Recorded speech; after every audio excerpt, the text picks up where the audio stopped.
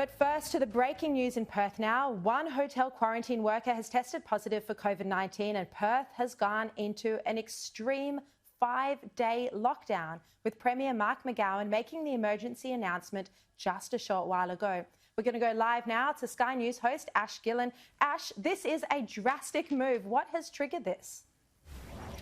Well, yet again, Sharri, and no surprises here really, is there that it's hotel quarantine that is the failure here in Perth. It's proven to be the downfall, as we have seen in other states and territories. It was a security guard.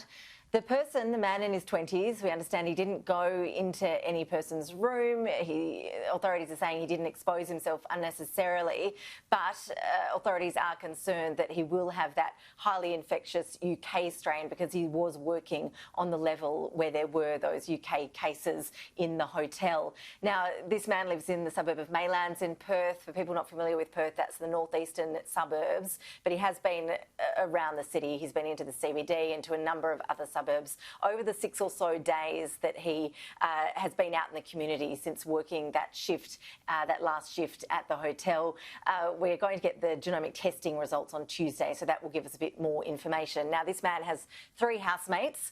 Because of the fears about this being such a highly contagious strain, those 3 people have now been put into hotel quarantine along with that security card.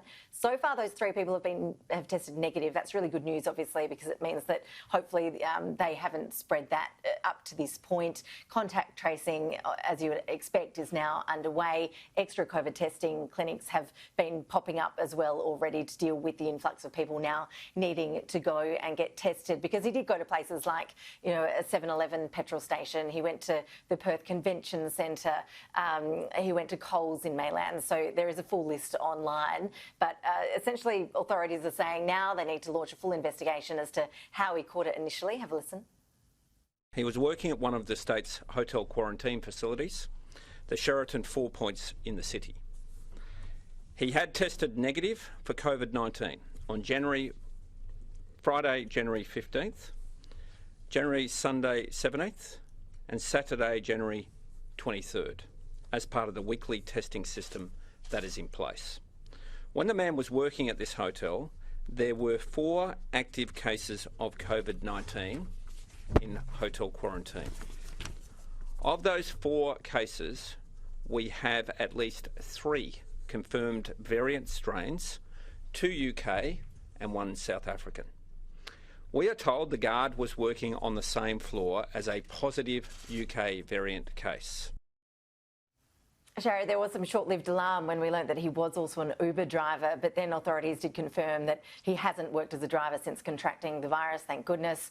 Lockdown kicks off at 6 p.m. tonight, Perth time, so that's in 3 hours' time.